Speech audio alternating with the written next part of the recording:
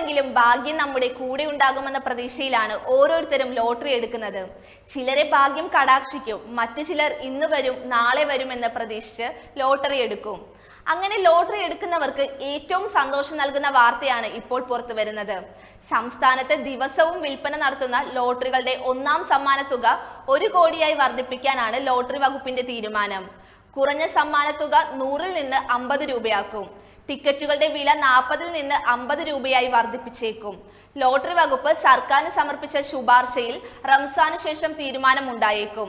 വിൽപ്പന കൂടുതൽ ആകർഷകമാക്കാനും വരുമാന വർധനയും ലക്ഷ്യമിട്ടാണ് നീക്കം. നിലവിൽ 50-50 ലോട്ടറിക്ക് മാത്രമാണ് 1 കോടി രൂപ സമ്മാനമുള്ളത്.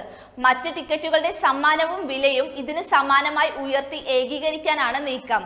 ബമ്പറുകളുടെ ഒന്നാം സമ്മാനം അതത് സമയത്താണ് തീരുമാനിക്കുന്നത്.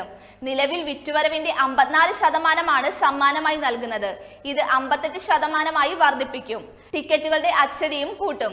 നിലവിൽ അച്ചടിക്കുന്നവയെല്ലാം വിറ്റുതീരുന്നത് കണക്കിലെടുത്താണ് തീരുമാനം. കഴിഞ്ഞ ബഡ്ജറ്റിൽ അച്ചടി വർദ്ധിപ്പിക്കുമെന്ന് പ്രഖ്യാപിച്ചിരുന്നു.